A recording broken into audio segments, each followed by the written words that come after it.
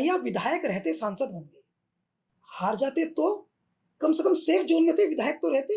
Over confidence कभी मैं नहीं रखता, हम्म, चाहे जीवन की कोई परीक्षा हो, बचपन की परीक्षा हो, सामान्य जीवन की परीक्षा हो या चुनाव जैसी रणभूमि। बिजनौर ही क्यों चुना था? पिताजी भी कांदले से चुनाव लड़े, पहला लड़े जब स्वर्गीय संजय चौहान जी लोकसभा 96 में जो है मुजफ्फरनगर लड़े, तो जड़ें मजबूत जो थी वो उनकी मेहनत से, उनके परिश्रम से, उनके पसीने से सींची हुई धरती बिजनौर की थी, जिन्होंने पल को भी बिठाने का मुझे काम। नमस्कार, मेरा नाम आस मोहम्मद कैफ है और आप लोग जो है इंकलाब हिंदी का पॉडकास्ट देख रहे हैं। और इंकलाब हिंदी के पॉडकास्ट में हम आपको ऐसी सक्सेस से मिलवाते रहते हैं जिनका जीवन एक प्रेरणा हो और समाज जिनसे कुछ अच्छी सीख हासिल करे, और खासकर ऐसे भी हों जिन्होंने आज की प्रतिकूल परिस्थितियों में और तमाम तरह की चुनौतियों में खुद को एक स्थापित किया हो, खुद को साबित भी किया हो। आज हम जिनसे बातचीत कर रहे हैं वो उत्तर प्रदेश की सबसे महत्वपूर्ण लोकसभाओं में से एक बिजनौर से सांसद हैं। और बिजनौर एक ऐसी लोकसभा है जिससे कभी मायावती जी, मीरा कुमार जी और रामविलास पासवान जी तीनों चुनाव लड़े थे, जिससे मायावती जी वहां से लोकसभा का चुनाव हार गई थी, वहां से मीरा कुमार सांसद बनी थी। ऐसी जगह से सांसद हैं। उनके पिता भी उसी लोकसभा से सांसद रहे हैं और उनके दादा उत्तर प्रदेश में डिप्टी सीएम के बहुत महत्वपूर्ण ओहदे तक पहुंचे। सिर्फ 36 साल की उम्र में सांसद बने चंदन चौहान हमारे साथ। बहुत स्वागत है आपका। कैसे हैं आप? सब ठीक है? बहुत अच्छे। तो पॉडकास्ट में बड़ा फॉर्मल बातचीत होती है, तो एक बड़ा बढ़िया सवाल ये बताइए, सोच के रखा था, ये बताइए आप विधायक रहते सांसद बन गए और हार जाते तो कम से कम सेफ जोन में थे, विधायक तो रहते, ये जीतने का बहुत अधिक भरोसा था। नहीं, ओवर कॉन्फिडेंस कभी मैं नहीं रखता, चाहे जीवन की कोई परीक्षा हो, बचपन की परीक्षा हो, सामान्य जीवन की परीक्षा हो या चुनाव जैसी रणभूमि, जहां का एक एक कदम और भविष्य का एक एक पल उस क्षेत्र की सम्मानित जनता तय करती हो, तो वहां मैं कभी ओवर कॉन्फिडेंस में नहीं रहता।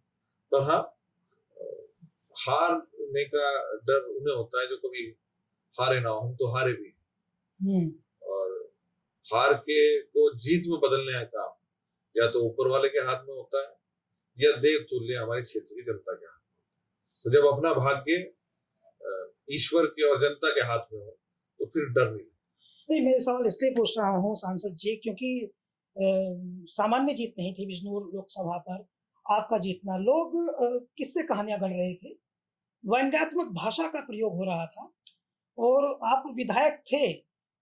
पहले तो कई बार हम लोग मानते भी हैं, पहले तो टिकट हासिल करना, फिर चुनाव लड़ना, और ऐसी परिस्थिति में जब आपके सामने एक ऐसा व्यक्ति चुनाव लड़ रहा था जो हजारों करोड़ रुपए का मालिक था और पैसा पानी की तरह बहा रहा था, एक दूसरा ऐसा व्यक्ति चुनाव लड़ रहा था जिनके पूरे उत्तर प्रदेश में एक अलग तरह की हवा थी जो उसको सपोर्ट कर रही थी। ऐसी परिस्थिति में आपका चुनाव, लोकसभा का चुनाव, और लोकसभा भी इतनी बड़ी कि जिसका एक सिरा दूसरे सिरे से 100 किलोमीटर से ज्यादा की दूरी रखता है। बिल्कुल ठीक बात कही आपने। पर सामने जो है जिस व्यक्ति का नाम कर रहे हैं, जिसे आप हजारों करोड़ कह रहे हैं, हाँ, मैं कहूंगा वो व्यक्ति था, उसको आप एक अतिशयोक्ति आपने छोड़ दी, जिसपे जितने कैंडिडेट लड़ रहे थे उत्तर प्रदेश के अंदर, अगर सबसे ज्यादा मुकदमे दर्ज थे तो उसी व्यक्ति पे लगभग 142 एफआईआर दर्ज थी उस व्यक्ति, तो इतना बड़ा अपराधी भी था। तो यही शक्ति देता है हमें कि अपने क्षेत्र को, अपने लोगों को गलत लोगों से बचा के रखना, यही प्रेरणा देता है, यही शक्ति देता है। और व्यंग या चक्रव्यूह या साजिशें, उन्हें भेदने में उतनी आसानी है क्योंकि अल्टीमेटली ये क्षेत्र जो है, इलाका जो है, जितना लगाव शायद मुझे हो सकता है इससे, क्योंकि इस क्षेत्र में मेरे पिताजी को भी इज्जत देने का काम किया, मेरे स्वर्गीय दादा बाबू नारायण सिंह जी ने प्रदेश के सर्वोच्च पदों में से एक उप मुख्यमंत्री पद तक पहुंचाने का काम किया। तो यहाँ आके कोई अपराधी चुनाव लड़े, जीते, इस क्षेत्र का दोहन करे, यहाँ के लोगों का शोषण करे, शायद उसके लिए सब कुछ लुटाना पड़े, तो मैं वो भी लुटाने को तैयार। एक लोकसभा तो आपने लड़ी बिजनौर, और दूसरी लोकसभा के हिस्से में, यानी खतौली मुजफ्फरनगर लोकसभा का हिस्सा है, वहां से आपको 65,000 वोट मिली थी। तो ऐसा भी विकल्प था, संभावना भी थी, कहा भी गया था कि मुजफ्फरनगर लोकसभा से भी चुनाव लड़ने की संभावना थी। बिजनौर ही क्यों चुना था? देखिए, क्योंकि जन्म लिया बाबू नारायण सिंह जी एक हम्म, बाबूजी भी, स्वर्गीय बाबू नारायण सिंह जी कैराना लोकसभा से भी चुनाव लड़े। जी, वहां के मुझे लगता है कि आप जो बेसिकली आप हमारा नेटिवली हैं। हमारा गांव बीनड़ा जो है कैराना लोकसभा के अंदर पड़ता है, कैराने के पास पड़ता है। हम्म, सन 1952 में, या अगर मैं गलत नहीं हूँ तो 50 में, बाबू नारायण सिंह जी जब जनपद एक ही हुआ करता है शामली मुजफ्फरनगर, लॉ प्रैक्टिस करने के लिए जनपद मुजफ्फरनगर मुख्य जो हमारा सेंटर है वहां पे आए थे, जहाँ कोर्ट हुआ करती थी पहले, जो आज भी कचहरी है हमारी। तो पर राजनीतिक पृष्ठभूमि वहां भी उन्होंने लड़े। पिताजी भी कांदले से चुनाव लड़े, पहला लड़े जब 1989 में। स्वर्गीय संजय चौहान जी लोकसभा 96 में जो है मुजफ्फरनगर लड़े, यही तो सवाल था। और बिजनौर से सफलता उन्हें 2009 में मिलने का काम हुआ। पर मेरे पिताजी एक बात कहा करते थे कि ऊंचा उड़ने के लिए जड़ें मजबूत चाहिए। गुड। तो जड़ें मजबूत जो थी वो उनकी मेहनत से, उनके परिश्रम से, उनके पसीने से सींची हुई धरती बिजनौर की थी, जिन्होंने पल को भी बिठाने का मुझे कहा। शब्दों का अच्छा चयन कर लेते हैं आजकल आप। आपका साथ बैठने की सोबत का असर। सहारनपुर से भी चुनाव, सहारनपुर की भी एक विधानसभा थी गंगोह, एक बार ये भी चर्चा आई कि आपको वहां भी लड़ाया जा सकता है। ऐसा नहीं है। ये मैं मानता हूं कि जब 3 पार्लियामेंट से चुनाव लड़े हों आपका हाँ, परिवार, तो जरूरी है कि 15-16 विधानसभाओं पे आपकी संबंध संपर्क बन जाते हैं, सेवा का एक रिश्ता बन जाता है।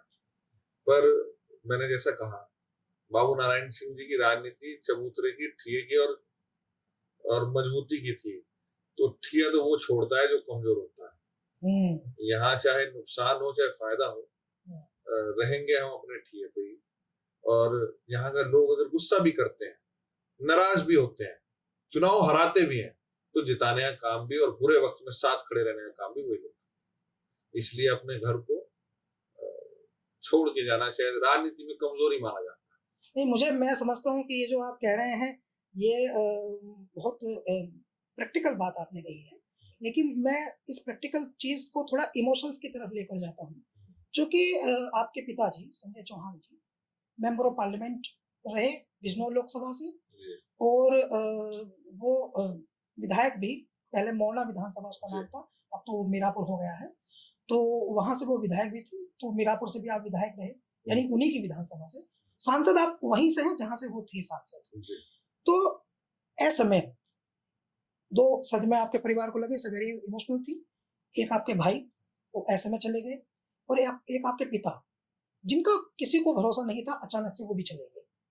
तो एक इमोशंस था आप पर कि मेरे पिता जहां से सांसद रहे, परिस्थिति वैसी मिली, वो भी बनी, और आरएलडी और बीजेपी के गठजोड़ से वो सांसद बने थे। फिर ऐसी परिस्थिति बनी कि आप आरएलडी में ही के ही गठजोड़ से और बीजेपी के साथ आके ही आप सांसद बने बिजनौर के। बहुत अच्छा सवाल पूछा आपने।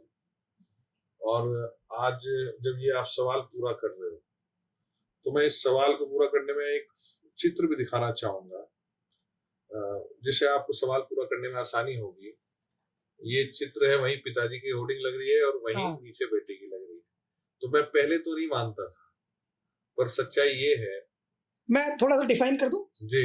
देखिए, ये एक्चुअली एक जब कोई विकास कार्य कराते हैं कोई सांसद, तो वो एक शिलापट लगाते हैं।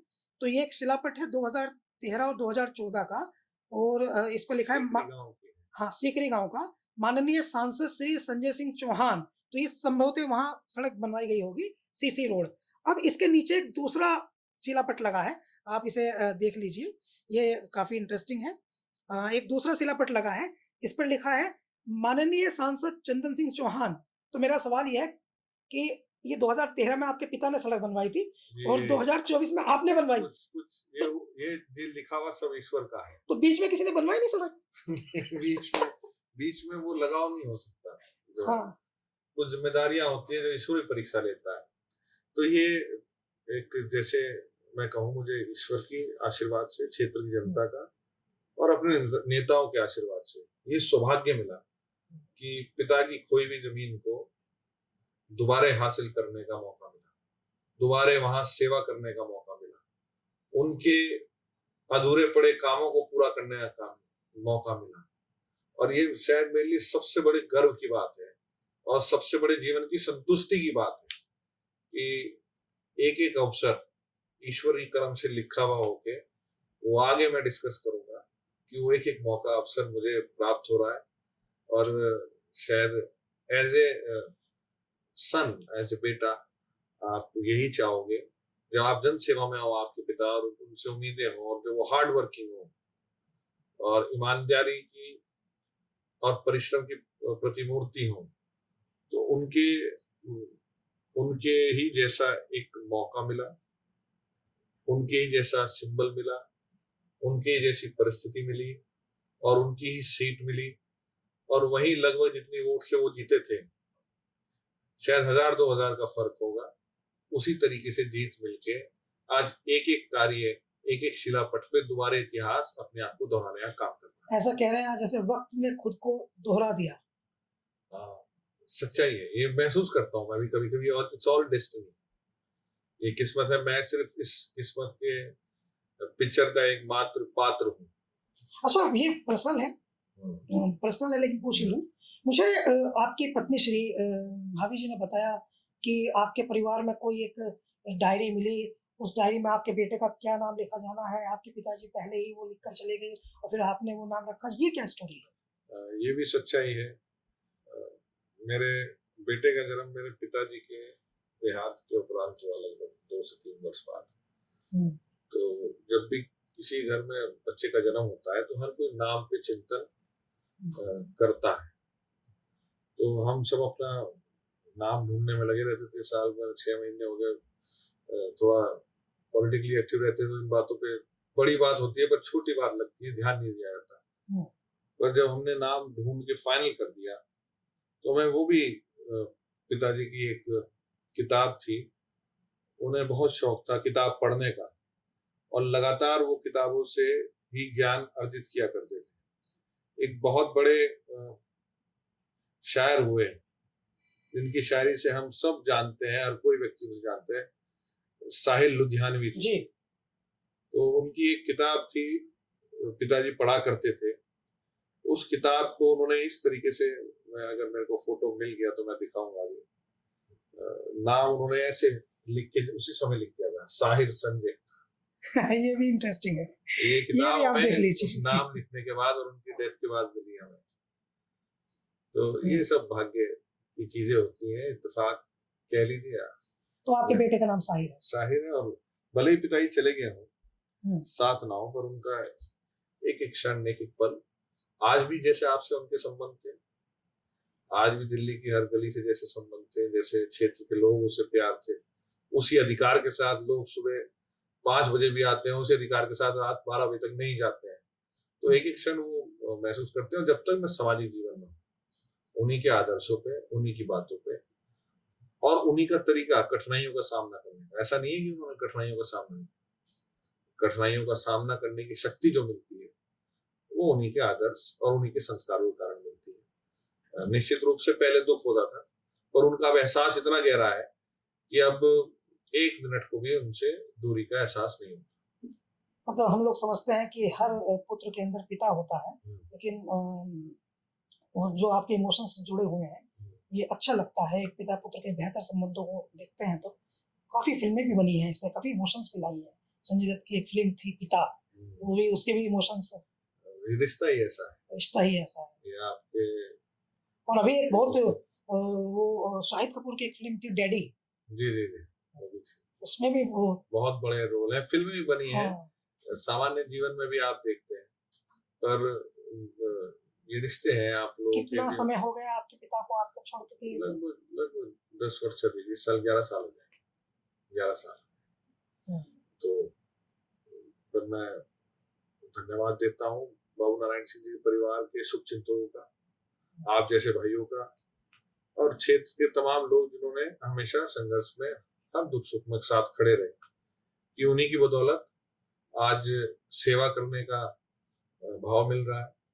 और अगर कोई डर भी है, तो ये उन्हीं के संस्कार हैं जो उस डर को जीवित रखते हैं, कुछ ना गलत करने, ये संस्कार भी उनके। तो एक बहुत अच्छा रिश्ता है, हर किसी को करना चाहिए। पिता सबके लिए अपना अनमोल होते हैं। जिन लोगों के पास है, मैं उनको आपके चैनल के माध्यम से, इस पॉडकास्ट के माध्यम से कहना पाऊंगा कि वो अपने एक एक पल को समर्पित रह के, साथ रह के, और जितना उसको एंजॉय करना चाहे वो कर सकते हैं। ये बहुत सौभाग्य से ईश्वर आपको प्रोवाइड करता है ये प्रिविलेज। हाँ, मगर पावर के दृष्टिकोण से अगर हम देखें तो हम लोग ये भी समझना चाहते हैं कि जैसे आपके पिता जो हैं वो पॉलिटिकल पार्टीज में, मुख्यतः समाजवादी पार्टी और आरएलडी में रहे, तो अभी अगर हम इसको देखें इस दृष्टिकोण को, तो अभी आप आरएलडी में हैं और राष्ट्रीय महासचिव हैं, राइट? जी मैं राष्ट्रीय और 2 सांसद हैं आरएलडी के, जी एक आप हैं जी और दूसरे वो बागपत वाले राजकुमार सागवान राजकुमार सागवान साहब हैं। सीनियर। हाँ, तो अभी नंबर 2 में आप आरएलडी में हैं। नहीं, नंबर 2 में नहीं। मैं तो एक सामान्य कार्यकर्ता रूप में सबसे लास्ट की पंक्ति में, अंतिम छोर में बैठा हुआ राष्ट्रीय लोकदल का कार्यकर्ता हूँ। हम मेहनत में नंबर 1 बनना चाहते हैं, पार्टी के लिए, संगठन के लिए, अपने किसानों के लिए मेहनत करने में वो नंबर 1 बनने की प्रयास करते हैं। गुड। और आप कमेरे वर्ग का प्रतिनिधित्व करते हैं, आप मुजफ्फरनगर से हैं, बिजनौर से सांसद हैं, खतौली से आप विधानसभा का चुनाव लड़े, मीरापुर से आप विधायक रहे। तो इतना बड़ा स्ट्रक्चर है पश्चिम उत्तर प्रदेश का। आरएलडी में आप जो है राष्ट्रीय महासचिव, आप भले ही अपने आप को छोटा कार्यकर्ता कहें, लेकिन हम लोग बतौर जर्नलिस्ट ये बात समझते हैं कि वो नंबर 2 की हैसियत है।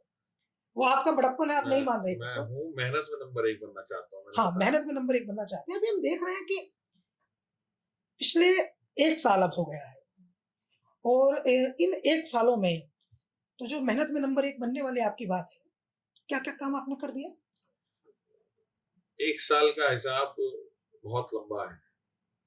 मैंने पहले भी कहा था, आपका हमारा पहले भी साक्षात्कार हो चुका है। विधानसभा में जाने से पहले जितने वादे किए थे और जो समस्याएं मुझे वहां के क्षेत्र की जनता ने घूम घूम के, खुद जमीन पे उतार के, कीचड़ में घुमा के जो दिखाई थी, वो सारी एक एक समस्याएं दूर करने का काम किया। मैं पूरे कॉन्फिडेंस के साथ आपको पहले भी कहा था।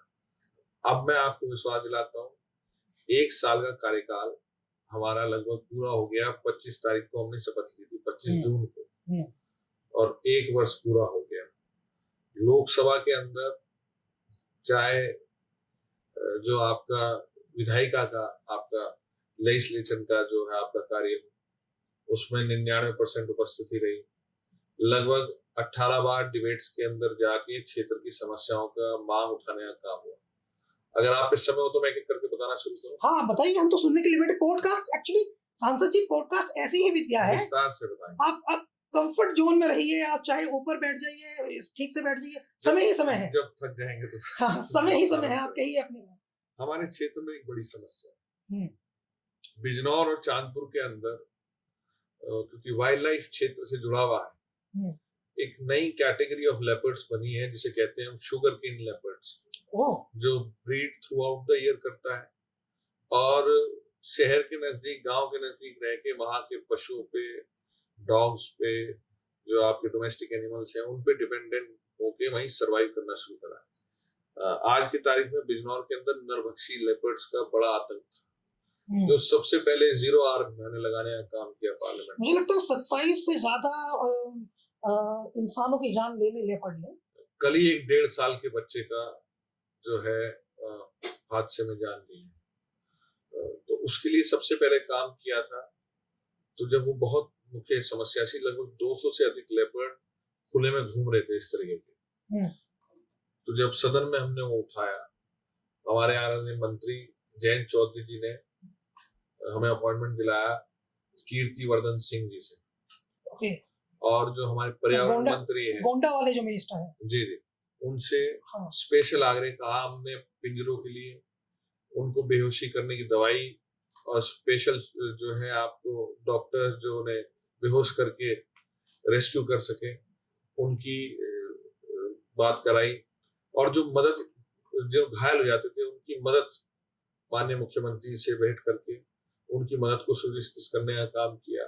और इस तरह के हादसे जिस इलाके में अटैक हुए हों वहां दोबारा अटैक ना हो, इसको सुनिश्चित करने का काम किया। ये काम अभी जारी है। तो ये सबसे पहला हमने काम शुरू किया है। ये अपने आप में विचित्र है बिजनौर लोकसभा, जहाँ समस्या यहाँ जो है रैपिड रेल की मांग भी है और समस्या जंगली जानवरों से बचाव की है। अरे तो ये बिल्कुल बिल्कुल डिफरेंट टेक्नोलॉजी की वजह हाँ, से भी सबसे हाँ, आगे, और पिछड़ेपन के तो दोनों हाँ, चीज है।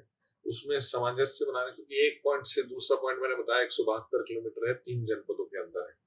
तो निश्चित रूप से भारत में कहा जाता है कि कोस्ट कोस्ट पर बदलती जबान भी है और समस्याएं भी बदलती है। तो ये पहली समस्या थी। दूसरी समस्या एक बहुत बड़ी दिक्कत है, जिसपे हम आम, आपके मीरापुर की भी समस्या है, वो प्रत्येक घर की, वो दिल्ली में बैठे यहाँ भी है कि आबादी के ऊपर से 11,000 की बिजली की लाइन जाती है।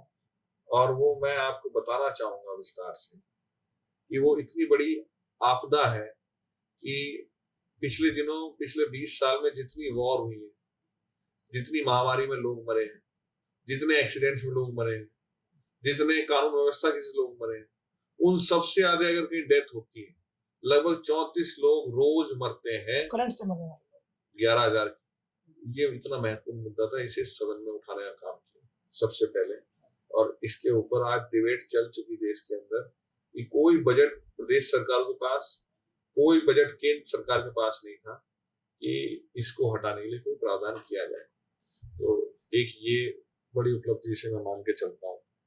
इसको आज एक चर्चा शुरू होगी, निश्चित रूप से इसका रास्ता भी हम निकालने का काम करें। दूसरा हमारी मांग थी, पुरानी मांग, जिसे स्वर्गीय पिताजी संजय चौहान जी ने बहुत शिद्दत से पूरा करने के लिए मेहनत की थी चौधरी अजीत सिंह जी के समय पे। वो थी सेंट्रल स्कूल की मांग।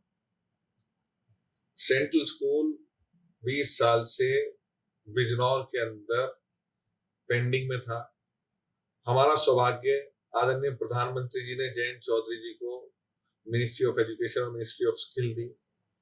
वहां से हमें लाभ होते हुए आदरणीय जयंत चौधरी जी ने पूरी ताकत लगा दी केवी देने के लिए बिजनौर को केवी केंद्रीय विद्यालय वो जहां फाइल अटकी हुई थी उसकी 20 साल से, 10 साल एनडी की सरकार भी हो गई, उस फाइल का मूवमेंट करा के, और आज जब मैं आपके बीच में बैठा हूं तो बड़े सीना चौड़ा होके और पूरी मेहनत को आंखों से आंखें मिलाए कह सकता हूं कि उस 20 साल पुरानी मांग को और स्वर्गीय सांसद संजय चौहान जी के सपने को, जिसे इन्होंने मूलभूत तरीके से पूरा मेहनत करके सींचा था, आज केवी की शिलान्यास में करके यहाँ बैठा और केवी की क्लास के एडमिशन अगले महीने से स्टार्ट हो जाएंगे। अगले महीने से वैकल्पिक व्यवस्था हो चुकी है, बिल्डिंग बन चुकी है वहां पे, जो एक वैकल्पिक व्यवस्था होती है पहले उससे। तो 1 तारीख से 1 क्लास से क्लास 5 तक के एडमिशन के फॉर्म्स का फोटो मेरे पास है, तो वो दिखाऊंगा आपको। इतनी तेजी से एडमिशन शुरू हो चुका है। आप तो रैपिड ट्रेन ही ले आए। एडमिशन शुरू हो चुके हैं, तो रैपिड स्कूल हो गया। नहीं, ये बहुत बड़ा चीज है, क्योंकि केंद्रीय विद्यालय किसी भी जनपद का। अच्छा, ये भी आश्चर्यजनक है कि बिजनौर लोकसभा में अब तक केवी था नहीं, बिजनौर शहर में केवी नहीं था। ये भी काफी हैरत अंगेज बात है। उस बिजनौर में जहाँ मीरा कुमार जो लोकसभा अध्यक्ष रही हो, वो मेंबर ऑफ पार्लियामेंट रही। देखिए, जो भी रहे हैं सब मेरे से बड़े रहे हैं, उन्होंने अपने समय में बहुत मेहनत करी।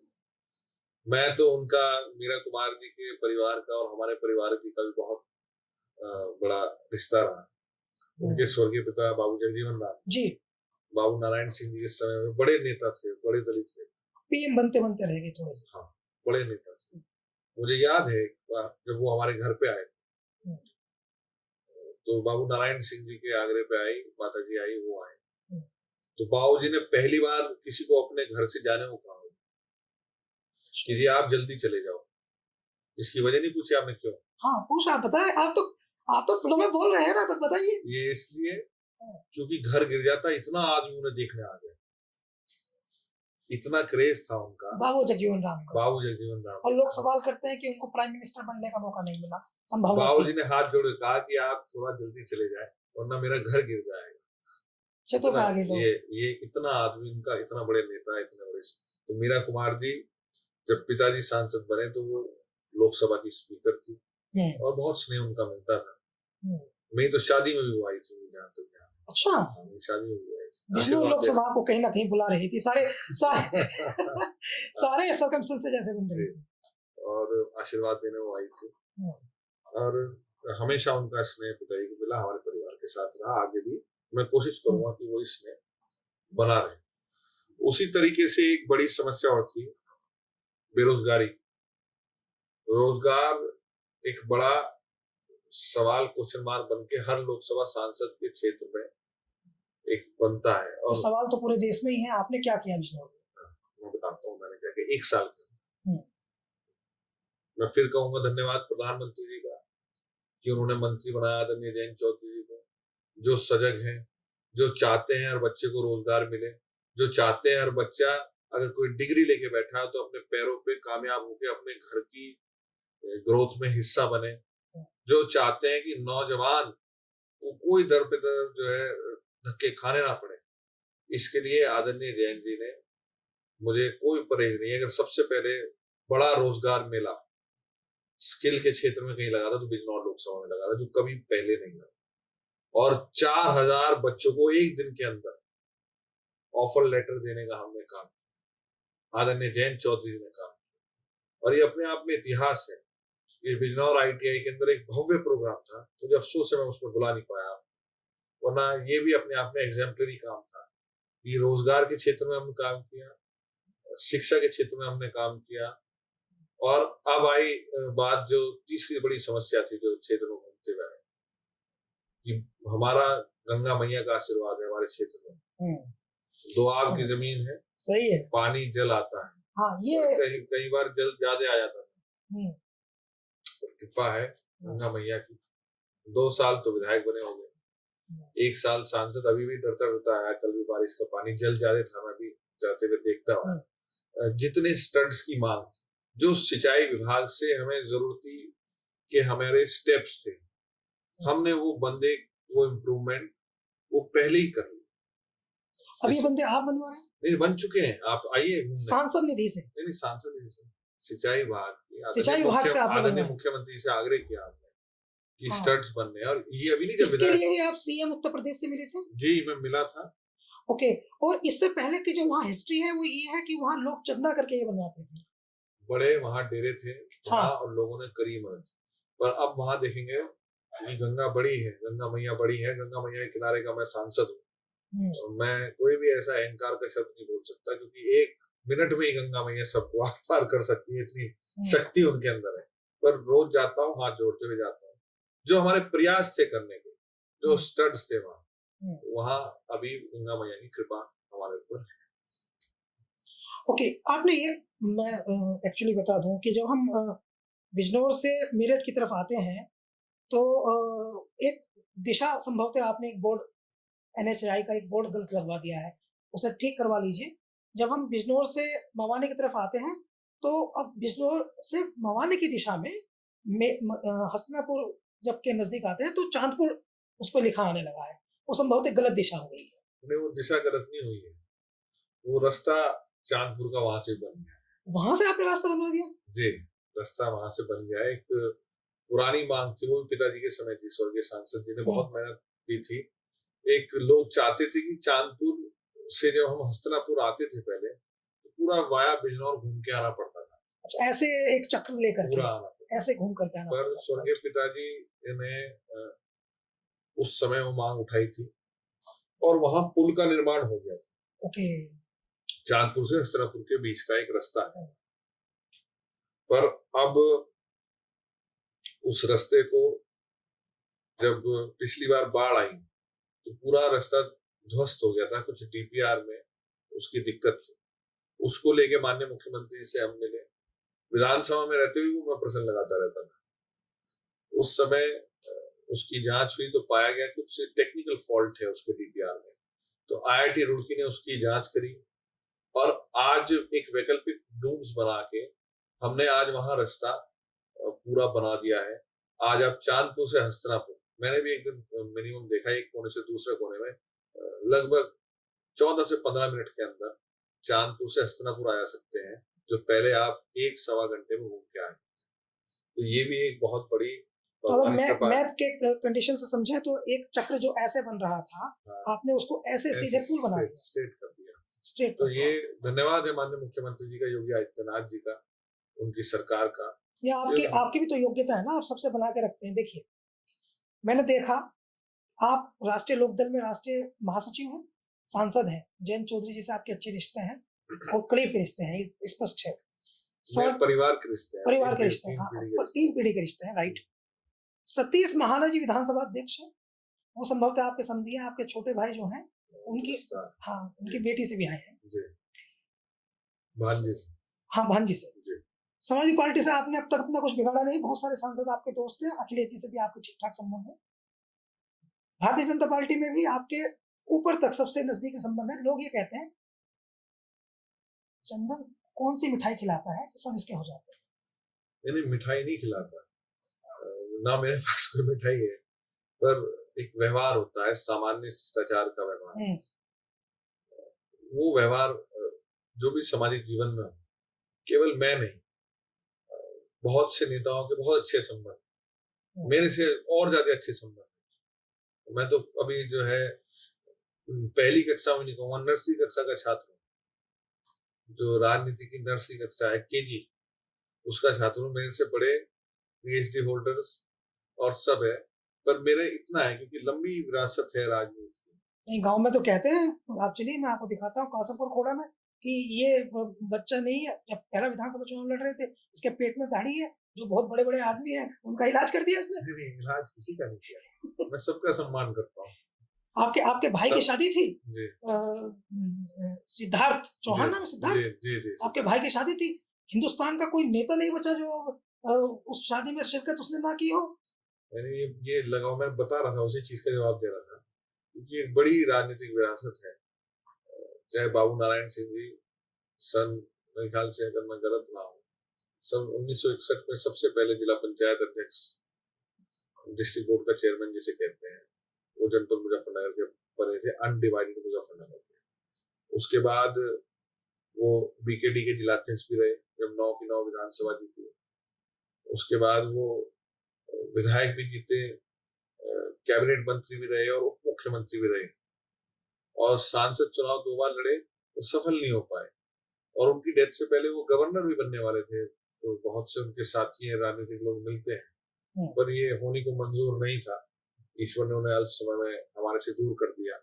उसके बाद पिताजी का राजनीतिक संघर्ष, 89 में वो कांग्रेस से चुनाव लड़े थे सबसे पहले, 89 में, 96 में वो समाजवादी पार्टी से चुनाव लड़े थे, मुलायम सिंह ने पार्लियामेंट का टिकट दिया था उन्हें।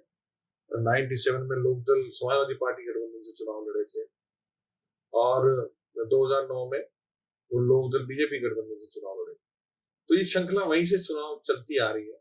मैं तो बाबू नारायण सिंह के परिवार का मात्र एक माली होने के नाते उन सभी फूलों की, फलों की जो है नुलाई गुड़ाई करता रहता हूँ। नहीं, मैं सांसद जी, इससे अधिक मेरा और कार्य कोई, मेरी रुचि बस ये जानने में है कि ये शब्दों की बाजीगरी कहाँ से सीख ली है। नहीं, शब्दों की बाजीगरी अंग्रेजी के जिन शब्दों का प्रयोग कर रहे हैं जी, वे भी आप ढूंढ ढूंढ के ला रहे हैं, और हिंदी के जिन शब्दों का प्रयोग कर रहे हैं और फिर उनका जो वाक्य बना रहे हैं, वो तो अच्छे अच्छे कवि, शायर और साहित्यकार इस समय जो है वो आपसे सीखने की स्थिति में आ जाए। ये संयम और ये व्यवहार आप सदन के जब सदस्य बन जाएंगे तो मर्यादाएं अपने आप आ जाती हैं। आपने शुभकामनाएं दी है, धन्यवाद आपका। हमारा मन है, आप भी जो है योग्यता है, अनुभवी है, और जिस दिन आप सदन जाएंगे मेरे से अच्छे व्याकरण का इस्तेमाल करेंगे वहां पे, पूरा भरोसा है। चलिए, धन्यवाद। आगे बढ़ते हैं जी। हॉस्पिटलाइजेशन को लेकर के, यानी स्वास्थ्य सुविधाओं को लेकर के और खेल की सुविधाओं को लेकर के, वो बिजनौर लोकसभा जो है वो काफी अनलकी रही है। आप सही कह रहे हैं, बिजनौर लोकसभा अनलकी नहीं रही है। बिजनौर और मीरापुर जो वोटर्स हैं, वोटर मतदाता कभी गलत नहीं होता। सबसे पहली बात, परिस्थितियां ऐसी आ गई थी कि इतनी दूर दूर के लोग आगे विधायक सांसद बन गए थे कि उनका कोई इंटरेस्ट नहीं था एग्जीक्यूट कराने में, उनकी कोई जवाबदेही नहीं थी, उन्हें कोई डर नहीं था कि उनसे सुबह घर पे आके कोई पूछ सकता है कि भाई मेरे काम में हुआ। तो जब आप ऐसे लोगों का चुनाव करोगे जिन पे कोई अकाउंटेबिलिटी नहीं हो, जिनकी कोई जवाबदेही नहीं हो, तो फिर क्षेत्र का ऐसा ही हाल होता है, उसमें कोई गलत बात नहीं। मुझे सुबह डर लगता है जो शाम को ताऊ मेरा काम बता गया, अगर सुबह 10 बजे पूरा नहीं हुआ तो 8 बजे वो आके गेट खटखटा देगा, बेटे मेरे काम का हुआ क्या। ऐसा कैसे होता है? देखिए, आप ना एक बहुत ऐसे क्षेत्र के सांसद हैं। आपने बताया आपके जो दादाजी वो कैराना लोकसभा लड़े, पिताजी आपके मुजफ्फरनगर लोकसभा लड़े, बीच में सांसद रहे। और वो जो क्षेत्र है वो इसलिए बहुत मशहूर है, वहां तो लोग ये कहते हैं हम तो गोड्डे झान देंगे, वहां की भाषा है। हम प्यार करने का तरीका है उनका। हाँ, हम आजकल देखते हैं कि वो जितने अधिकार भाव से अपने जनप्रतिनिधियों से लड़ते हैं, पूरे आपके साथ भी। कल ही की बात बताऊं। हाँ हाँ, बताएं। कल ही मैं जो है दिन भर जन समस्याएं सुनने के बाद क्षेत्र में रहा, उसके बाद थोड़ा लेट हो गया रात को, तो रात के 10:30 बजे भी लगभग 60 से 70 लोग घर पे इंतजार कर रहे थे और लगभग 12:30 तक उनकी समस्याएं सुनी, उनकी बातें सुनी। और मैं धन्यवाद दूंगा अधिकारियों का भी, ये भी धन्यवाद की बात है कि 12:30 बजे तक भी अधिकारियों ने फोन उठाया। ये वरना उनकी 6 बजे के बाद कोई जरूरी बाध्यता नहीं है कि वो काम करें, पर उसके बाद भी 12:30 बजे तक उन्होंने फोन उठाए। और इतने में सुबह उठ के आया हूँ दोबारा तैयार होने के लिए, आपका इंटरव्यू देने के लिए। इतने पता नहीं संख्या क्या हुआ, वो संख्या 3 गुनी और पता थी कि जैसे आज मोहम्मद भाई से मिलने जा रहे हैं, तो पता लग गया सबको और जाए जल्दी आए, जिससे निकलने का प्लान है, इसलिए मैं लेट हो गया आने के लिए। तो अकाउंटेबिलिटी ज्यादा है, लोगों को पता है। तो मेरा कहने का मकसद, जहां से मैंने बात शुरू करी थी, मैं वहीं आता हूँ कि ये गलती नहीं है कि 2 तरह के लोग होते हैं। एक तो कहता है कोई क्या कर लेगा, और ये बाहर के नेता देते हुए हैं कोई क्या कर लेगा नहीं मिलने के, कोई क्या कर लेगा काम नहीं करने के। और दूसरा हम जैसे लोग हैं, कोई क्या कहेगा, भाई बाबूजी का पोता था काम के लिए गए थे, संजय का लड़का था काम सुना नहीं। हाँ, एक वो जो पारिवारिक विरासत का वो जिस दिन हमें सम्मान जुड़ा हुआ है, क्या कहेगा वाले हैं, तो हम तो सारे दिन जो है जितनी मेहनत कर ले, शाम को यही सोचते हैं कि आज मोहम्मद भाई क्या कहेंगे, उनका पॉडकास्ट क्या कहेगा, और सही जवाब हम दे पाए यहाँ आके, यही सोचते हैं। बात आई स्वास्थ्य की, जब मीरापुर विधानसभा में विपक्ष में भी थे, तो एक बड़ी मांग थी, वहीं के पत्रकार साथियों ने बताई थी कि सांप काटे से लोग मर जाते थे, डिलीवरीज महिलाओं की, माताओं की, बहनों की सही इलाज नहीं मिल पाता था। हमारे तौफीक और मोना जो है ब्लॉक के हमारे साथियों को, क्योंकि कोरोना से निकले थे अभी हम, तो अभी हमें जानकारी थी कि कितनी जरूरी हो सकती है जीवन में स्वास्थ्य कारणों से। ऐसा कोई व्यक्ति नहीं जिसने अपनों को उस महामारी के अंदर ना खोया। तो एक प्रण लेके शुरू किया था हम कि इस महामारी से समय में सीख लेनी है और अपनी स्वास्थ्य सुविधाओं को बेहतर करना है। आज भी जब मैं यहाँ आया हूँ, तो जो हमारी भोपा CHC थी, वहाँ FRU यूनिट का हम उद्घाटन करके आए, संचारी रोग नियंत्रण अभियान की शुरुआत करके आए। और आज एक वहां महिला हमें मिली जिन्हें सांप ने डस लिया था अभी 3 दिन पहले। वो झाड़ फूक वालों के पास उन्होंने एक दिन डिस्टर्ब कर दिया, पर उनकी हालत ऐसी नहीं बची थी कि वो मेन जगह जाके इलाज कराए, वरना दूर था। ये मैं धन्यवाद करता हूँ अपने मुख्यमंत्री जी का एक बार फिर, उन्होंने इस मांग को मानी। जैन चौधरी जी का धन्यवाद करता हूँ, और धन्यवाद करता हूँ अपने जिले की जो है CMO और तमाम स्वास्थ्य कर्मचारियों का, कि उस महिला को वहीं प्रॉपर ट्रीटमेंट मिला, जिससे आज वो बच गई और आज सुरक्षित अपने घर पे वहां मौजूद है। ऐसी चाहे सिजेरियन ऑपरेशंस वहां हो रहे हो, एक्सरे मशीन भी आज हमारे यहाँ आ गई, और जितने जो ये मलेरिया, डेंगू और टाइफाइड के आपके जो टेस्ट करने के लिए हमें जनपद हेडक्वार्टर जाने पड़ते थे, आज आपको भोपा के अंदर सारी मोना ब्लॉक की वही सुविधाएं उपलब्ध मिलेगी। तो ये एक बेसिक काम है, जिस चीज को आपने सोचा उसे पूरा करना। और अब आज ही दूसरा एक लक्ष्य लेके आया, आप ही का गृह जनपद मुजफ्फरनगर और आपका ही घर के पास। नहीं, ये प्राइवेट बात बता रहे हैं। ये PHC जो है आपकी, इसको भी CHC में कन्वर्ट हाँ। करने का आज मैंने प्रण ले लिया है। अच्छा। और अगली बार जब लखनऊ जाऊंगा, अब कावड़ चलेगी तो उस दौरान मैं लखनऊ रहूंगा थोड़ा, जिससे सरकारी कार्य पूरे हो जाए। तो मुझे उम्मीद है ब्रजेश पाठक जी से भेंट करके, माननीय मुख्यमंत्री जी से भेंट करके, हमारे मीरापुर की पीएचसी को भी सीएचसी करा के वहां सुविधाएं शुरू करवानी है। तो ये एक कार्य है। मेडिकल कॉलेज हमारा बन गया बिजनौर के अंदर, वहां कुछ लापरवाही हुई अभी, एक जो लापरवाही हुई उसकी जांच चल रही है। जावेद नाम का लड़का डायलिसिस के डायलिसिस दौरान में लाइट चली गई, बीच में जनरेटर नहीं चला पाए। बहुत दुखद है। उसकी जांच का विषय हमने दे दिया, क्योंकि इंफ्रास्ट्रक्चर हम कितना ही खड़ा कर लें, कितनी अच्छी मशीनें रख दें, अगर हम क्रेडिबिलिटी कर्मचारियों की, किसी निजी कंपनी को सौंपा गया था वो जिम्मेदारी, वो निजी कंपनी का ही टेक ओवर कर रखा था उसने, और वहाँ के जो प्रिंसिपल है उनकी जिम्मेदारी भी थी, और हटाया गया समय से। फिलहाल जांच चल रही है। और जिसकी भी मैं आपको विश्वास दिलाना चाहूंगा, चाहे सरकार, मैंने बताया कितना अच्छा इंफ्रास्ट्रक्चर बना ले, कितनी अच्छी मशीनें रख दें, अगर हम खुद क्रेडिबिलिटी सेट नहीं कर पाएंगे, खुद अकाउंटेबिलिटी सेट नहीं कर पाएंगे, तो ये सारी मशीनें धरी की धरी रह जाएंगी। हम जो जन सेवा का भाव है इसे किसी भी रूप में पूरा नहीं कर सकते। तो हमने ये शुरुआत वहाँ मेडिकल कॉलेज से करी, और हॉस्पिटल भी बिजनौर के अंदर नया आया है, ये भी हम जल्द इसका उद्घाटन करने का काम करेंगे। ये तो स्वास्थ्य के क्षेत्र में। खेल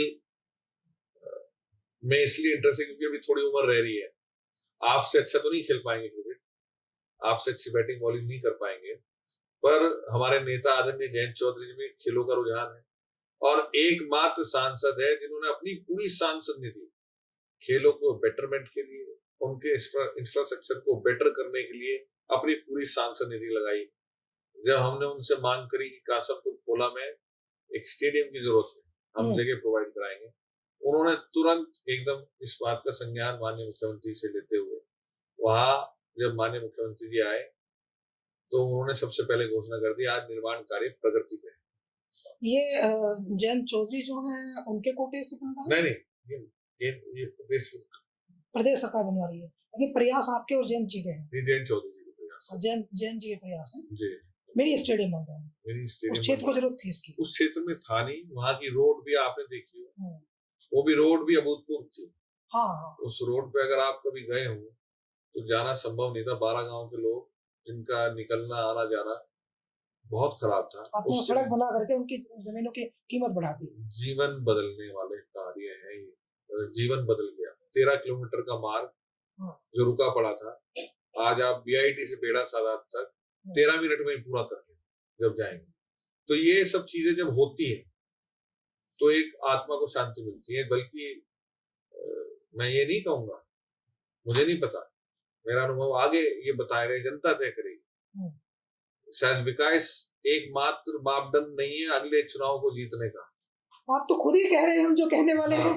एकमात्र मापदंड नहीं है, पर मैं ये एक नेता का फर्ज, एक जिम्मेदार नागरिक का फर्ज, एक जिम्मेदार नेता और एक जिम्मेदार जनप्रतिनिधि का, कम से कम मुझे सुकून से रात को नींद आ जाती है कि मैं अपने क्षेत्र के जो मैंने वादे किए उस पर हर सवाल का मैं जवाब देने में सक्षम हूँ।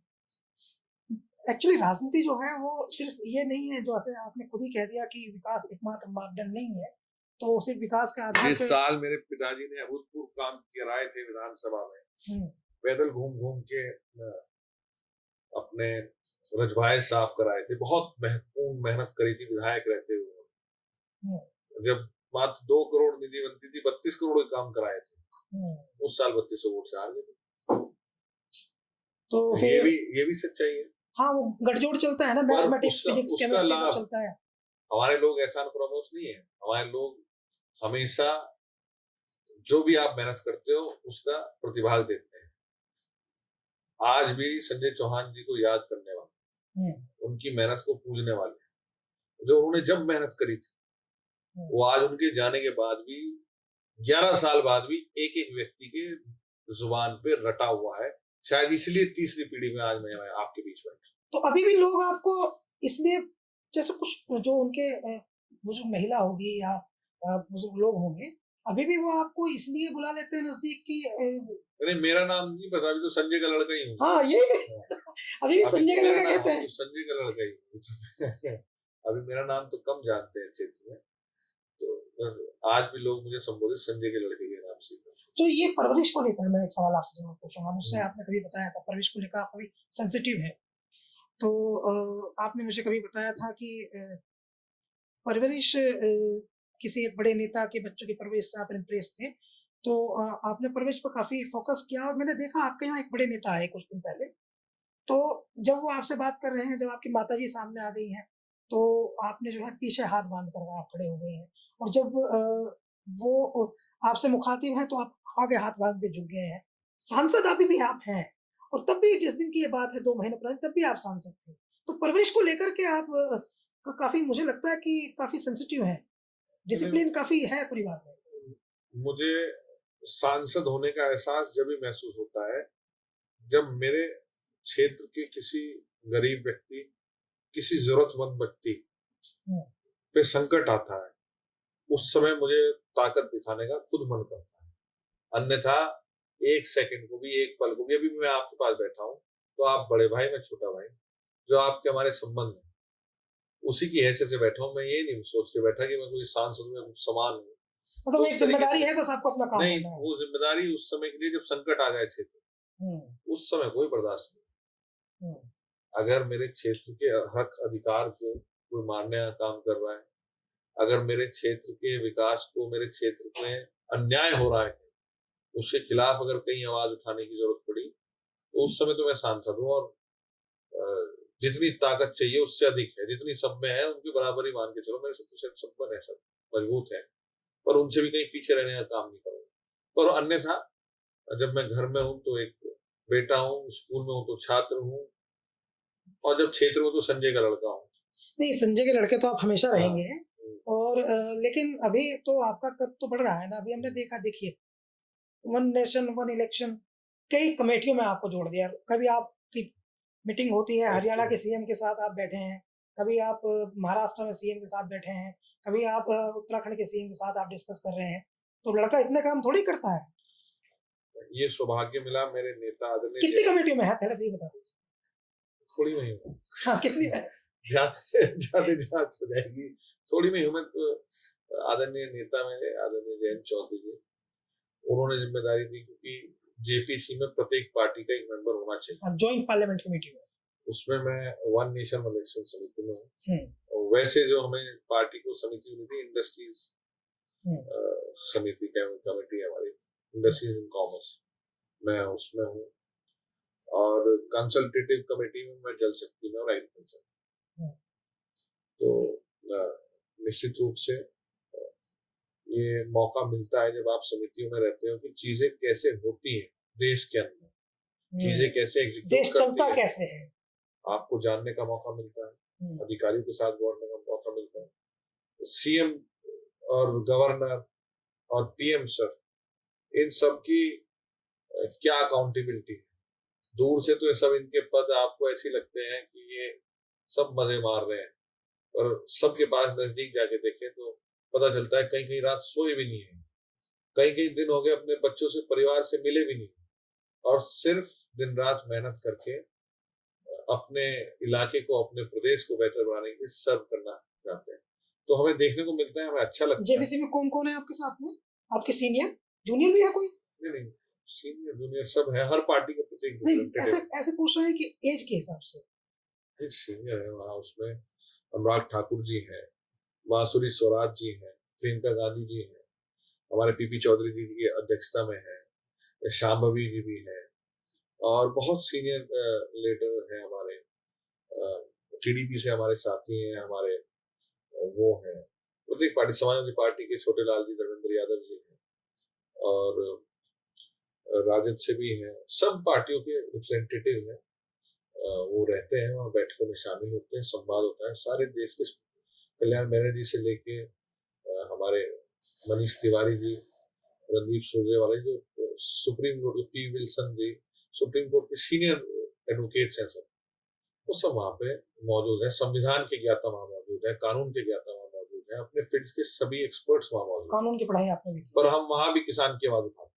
वहां भी किसान की आवाज? जेपीसी में क्या किसान की आवाज? क्योंकि सबसे बड़ा मतदाता देश का किसान है,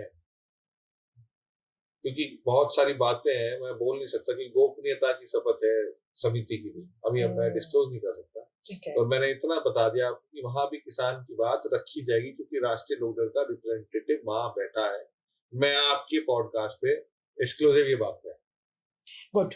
अच्छा, चलिए एक चीज़ और करते हैं। अभी चूँकि राष्ट्रीय लोकदल के आप राष्ट्रीय महासचिव भी हैं और ये भी एक अलग रोल है, जैसे आपका एक रोल है सांसद होने का, ये आप बता रहे हैं, एक क्षेत्र के सांसद होने का, तो ये भी एक रोल है। तो अभी हम देख रहे हैं कि जब राष्ट्रीय लोकदल सत्ता में नहीं थी और अपोजिशन में थी, तो उस समय तो पश्चिम उत्तर प्रदेश में गन्ने की भी समस्या थी, एमएसपी की भी समस्या थी, ज़मीनों की, किसानों की और दूसरी भी बहुत सारी समस्याएँ थी। लेकिन अब कोई बोलता नहीं है। कोई कोई वॉइस राइज़ नहीं हो रही, समस्याएँ खत्म हो गई या विरोध करने वाले लोग जो हैं वो सत्ता के साथ आ गए। नहीं, ऐसा नहीं। समय बदलता है, समस्याएं कभी एंड नहीं हुई। हुँ, समस्याएं बहुत पहले युग से चली आ रही है, पर हम उन समस्याओं में सुनवाई हो रही है कि नहीं हो रही, ओह! ये देखा जाता है। कानून व्यवस्था ठीक करने की कोई सरकार गारंटी अगर देती है, हुँ, तो ये जिम्मेदारी, हो सकता है मैं गलत बोल रहा हूँ, कि गारंटी नहीं दे सकती कि कानून व्यवस्था ठीक हो जाएगी। प्रयास दिखना चाहिए। एक चीज की गारंटी दे सकती है कि अगर क्राइम हुआ है तो उसके खिलाफ सख्त कार्रवाई कितनी है। हाँ, ठीक है। तो ऐसी समस्याओं का अंत नहीं है, ये सच्चाई है। आज जो समस्या है वो कल नहीं है, जो कल होगी वो परसों नहीं है। गन्ना किसान हो या किसी भी फसल का किसान हो, अभी आपने देखा होगा पिछले महीने कितनी आंधी तूफान आए। हुँ, इस बार जो है आम का और बागवानी के जो किसान है, कितनी बड़ी संकट उनका है। उस समस्या के निराकरण के लिए आदरणीय जयंत चौधरी ने सबसे पहले पहल करी। हुँ, ये भी हमारे नेता का जो है। और एक बड़ी दिक्कत आ रही थी, जब पिछले दिनों बिजली का संकट आया गर्मी में, तो किसानों को 4 घंटे और 3 घंटे का समय में बिजली मिल रही थी। तो आदरणीय चौधरी साहब के पास किसान आए मिलने, जयंत जी के पास। उन्होंने तुरंत संज्ञान लेते हुए मुझे भी बुलाया और मुख्यमंत्री जी से जब मेरे सामने बात करी और मुझे भेजा खुद कि आप जाइए और अवगत कराइए भावना का, क्योंकि हम लोग भी किसान हैं, मैं भी खेती में आधारित हूँ, जमीन जायदाद बड़ों की है। क्योंकि 4 घंटे बिजली आके 4 घंटे में अगर 3 बार कट हो जाएगा तो डोल से पानी खेत तक पहुंचने का, अगर वो निरंतर आए, निर्बाध बिजली आए, हुँ, तो जब भी उस 7 घंटे का भी महत्व है जो आप दे रहे हैं, वरना उसका भी कोई महत्व है नहीं। हुँ, हम माननीय मुख्यमंत्री जी से भेंट करी, योगी आदित्यनाथ जी को बताया, उन्होंने सेकंड लगाए, मिनट नहीं, और 9 घंटे की आपूर्ति उसी दिन से पश्चिम उत्तर प्रदेश के तमाम किसानों को मिल गई। तो जब समस्याओं का संज्ञान लिया जाएगा और उनका निराकरण करने का ईमानदार प्रयास किया जाएगा, तो निश्चित रूप से कहीं ना कहीं स्थिरता आने का काम है। लेकिन एक समस्या ऐसी है जिसकी आवाज़ हैदराबाद से भी आई।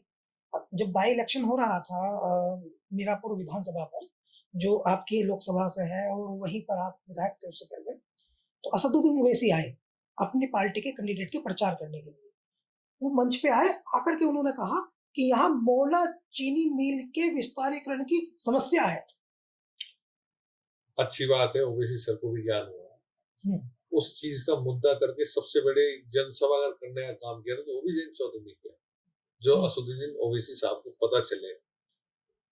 उसके लिए भी चंदन चौहान खड़ा हुआ था, सबसे ज्यादा विधानसभा में बोला था तो वो भी चंदन चौहान से बोला था।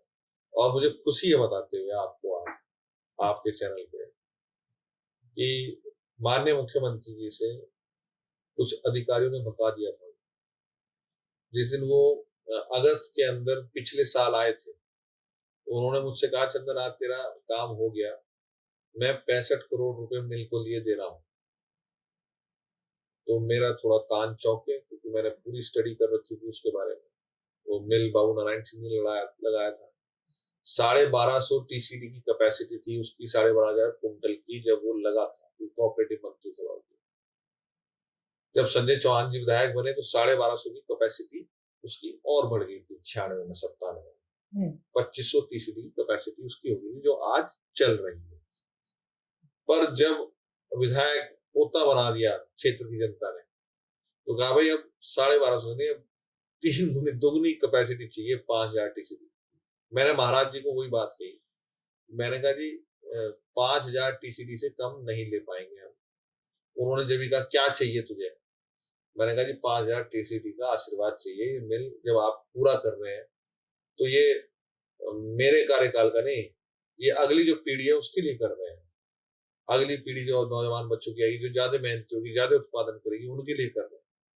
उन्होंने जब ही 65 करोड़ रुपए वो वापस ले लिए और जब ही अधिकारी को मेरे सामने बुलाया, कहा कि नया प्रोजेक्ट बना के लाइए।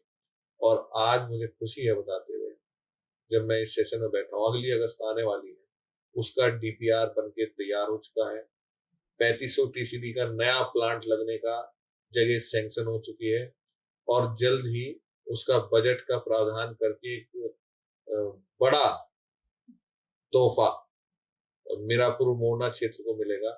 और बाबू नारायण सिंह जी का जो पौधा लगाया हुआ था, वो फलदार वृक्ष बन के इस क्षेत्र को सींचने का काम करेगा। नहीं, ये तो स्किल है, आपको वकालत की पढ़ाई आपने की है, तो ये तो स्किल है अपना काम कराने की, वो तो अलग चीज है। लेकिन एक चीज हम देख रहे हैं, नोटिस कर रहे हैं, आरएलडी के नेताओं में एक बड़ी खूबी है, जिसके साथ भी होते हैं उसके हो जाते हैं, उसको समर्पित हो जाते हैं।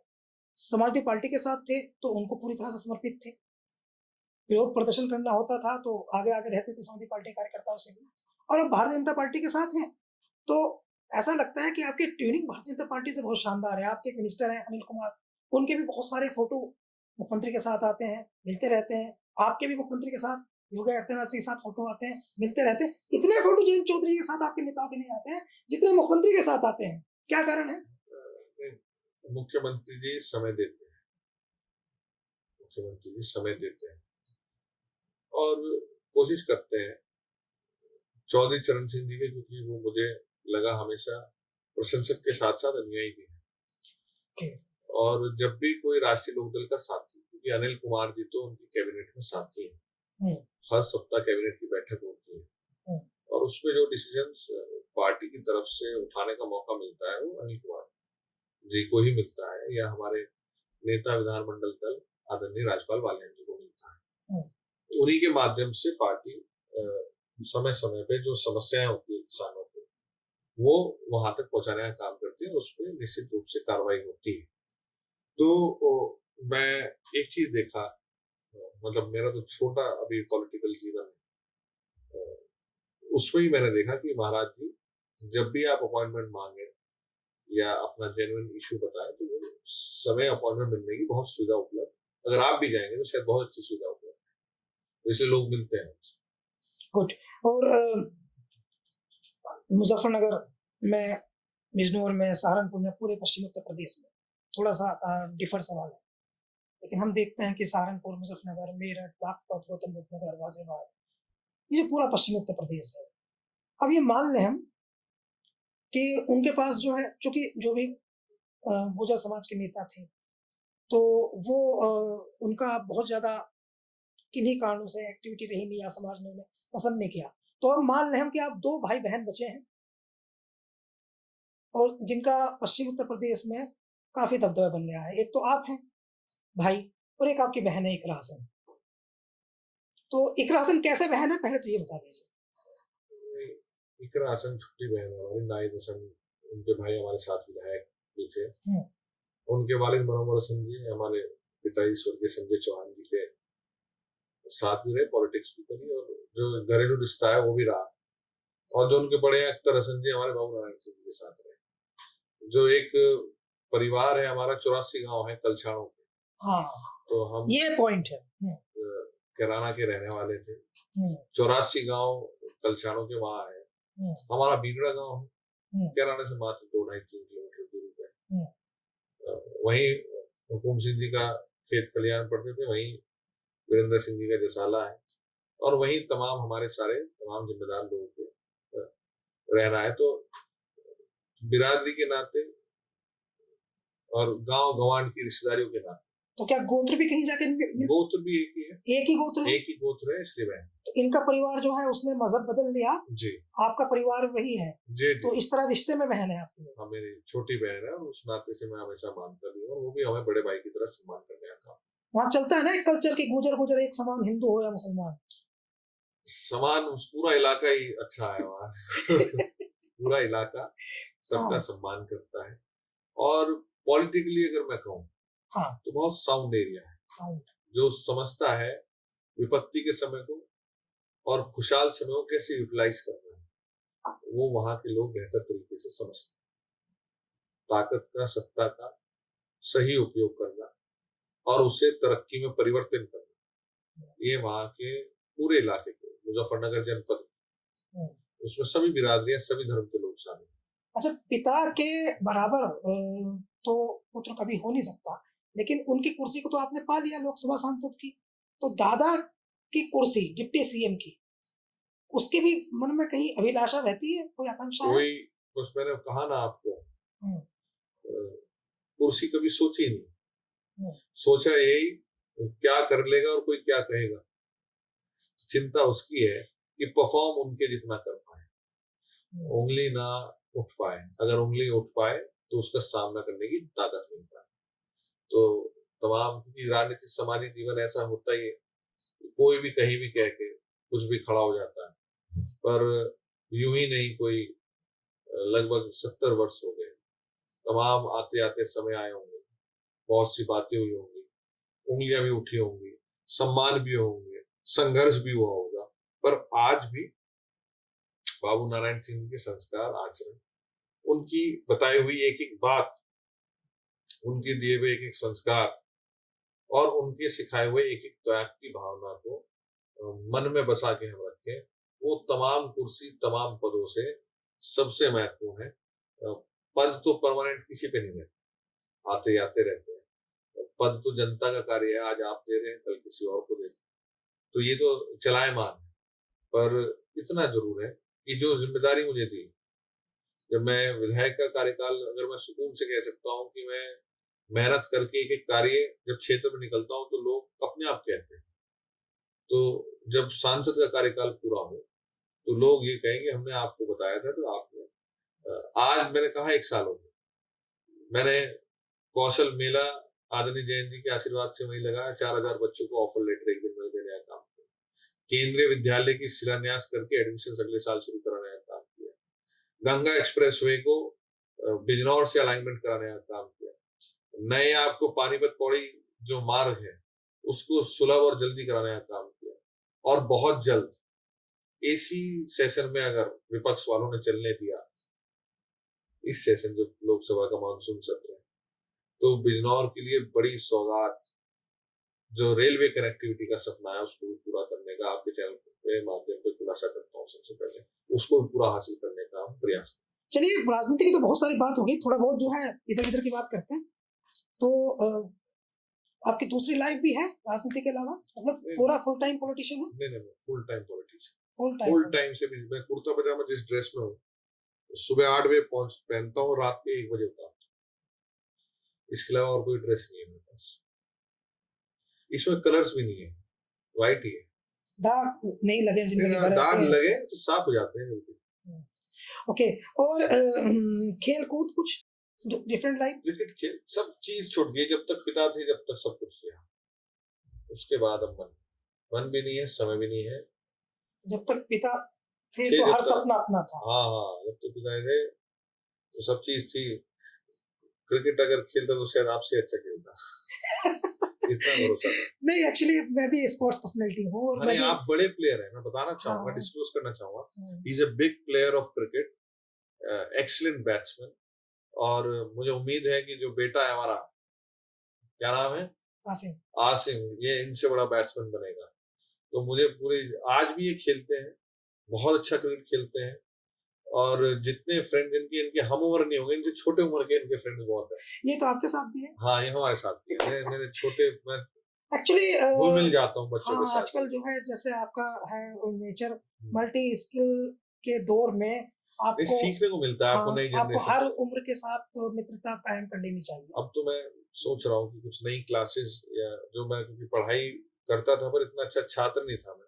ओके, तो अभी क्या है, एडमिशन ले रहे हैं?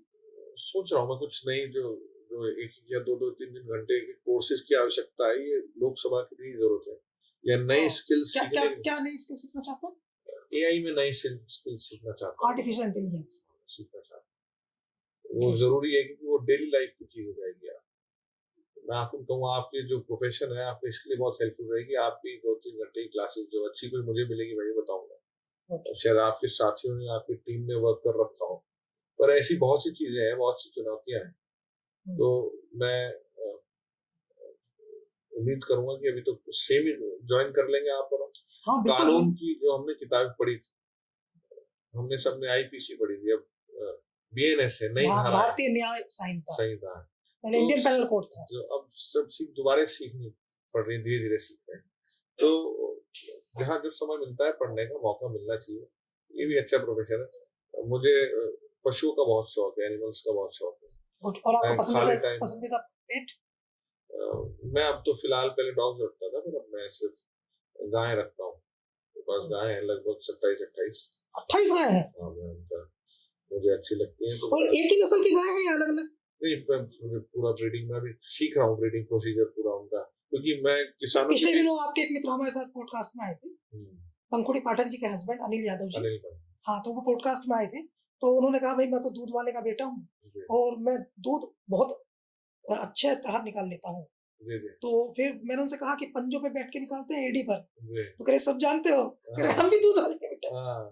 तो सच्चाई ये है कि मुझे ऐसा लगता है कि पता नहीं इस चैनल पे कैसी लगे बात, जहाँ पिता का आशीर्वाद है वहीं मुझे गौ माता का भी आशीर्वाद प्राप्त। उनकी सेवा करके मुझे शांति मिलती है और उनके बीच जाके सारी जो है समस्याएं मैं भूल जाता हूँ। तो मैं रखता हूँ, मुझे शौक है। और कभी आओगे आप तो दूध भी पिलवाऊंगा, बढ़िया मलाईदार दूध। वो तो धन्यवाद। मगर आपकी बातचीत में गंगा मैया और गैया वो अब मुख्य केंद्र में आ गई। किसान प्रवृत्ति के हम लोग हैं बेसिकली, दोनों का बड़ा महत्व है और एक किसान के जीवन में। एक किसान खेती जमीन से जुड़े हुए व्यक्ति का, जमीन को माँ किया गया है और माँ ही हर संकट से निकालती है। जब पिता ही चले गए तो एक ही सुकून था, एक ही ताकत थी कि धरती माँ हर संकट को हरने की।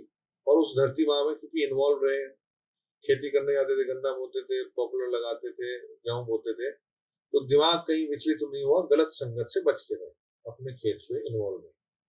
क्या पता इसलिए जो है सही जगह सही स्थान में पहुंच गया। परवरिश बहुत कायदे की हुई आपकी, बड़े घर का बेटा, भटकने नहीं दिया गया। हर परिस्थितियों ने भी भटकने का गुंजाइश नहीं थी। जिम्मेदारी। भैया आपका एक छोटा भाई, मेरा छोटा भाई निशांत चौहान, हाँ, और मैं अच्छी बॉन्डिंग थी हमारी, पर वो अनफॉर्चुनेटली 9th क्लास में हॉस्टल टूर गया था उनका, तो गोवा के अंदर एक बीच पे समुद्र में डूबने के कारण देहांत हो गया था उसको। और आज भी कोशिश मैं करूंगा इस संसद सत्र में भी लाने का, इस विषय को अच्छा उठा दिया आपने। और बहुत से बच्चे, डेली हम खबरें सुनते हैं, डेली अखबारों, अनफॉर्चुनेटली डूबने के कारण बहुत बड़ी बड़ी मिसहैपनिंग होती है। अब रिवर राफ्टिंग कहने को आप कर रहे हैं ऋषिकेश के अंदर, जिसकी कोई जरूरत नहीं है, प्रॉपर आप सिक्योरिटी मेजर्स को पूरे गिरा। अभी पीछे बहुत बड़ा हादसा हुआ, अभी तो शायद बैन कर दिया उस हादसे के बाद।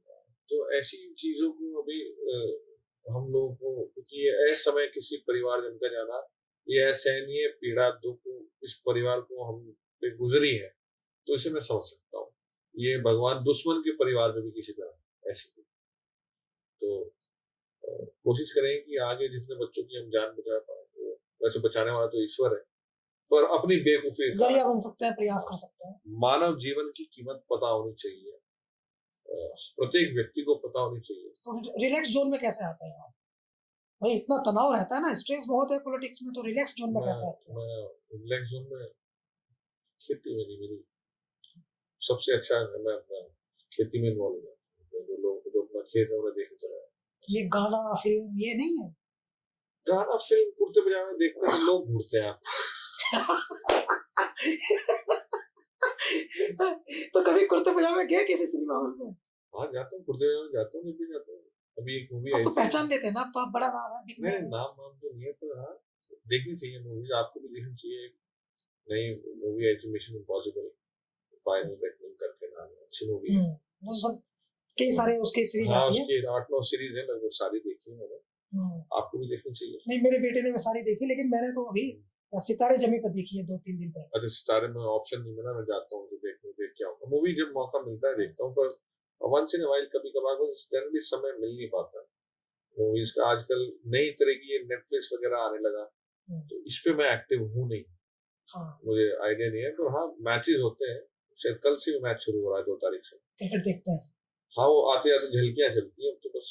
ओके। अब बेटा बड़ा होने लगा है, तो उसे क्रिकेट समझ में आ गया है, वो हम्म, जेनेटिक्स में है क्रिकेट, पिताजी भी खेलते थे, हम भी खेलते हैं, और वो समझ गया, तो वो स्कोर अपडेट करता रहता है समय समय पर, वेरी ये नाइस। इतने विकेट हो गए, इतना सेशन में उसका हो गया, इंटरेस्ट बन गया है। इंटरेस्ट है उसका, हम्म, तो वो चलता रहता है समय समय पे, तो वही साधन है थोड़ा सा रिफ्रेशमेंट का। वरना पॉलिटिक्स अपने आप में बहुत, हम्म। किसी आम व्यक्ति की, किसी जरूरतमंद व्यक्ति की, किसी अच्छे काम करके जो सुकून मिलता है, उससे बड़ा रिफ्रेशमेंट कुछ है। Very good. चंदन चौहान जी से हमने बातचीत की, और आप युवा सांसद हैं, 27 साल की उम्र में उन्होंने पहला विधानसभा का चुनाव लड़ा था। दूसरी बार जब चुनाव लड़े तो विधायक बन गए, और विधायक रहते रहते सांसद बन गए, और अब इनके परिवार की पूरी कहानी आपने सुनी है, जो स्पष्ट तौर पर ये बताती है कि वो एक फुल टाइम पॉलिटिशियन है, कैसे खुद को रिलैक्स करते हैं। बातचीत को सुनने के लिए आपका बहुत धन्यवाद। नमस्कार।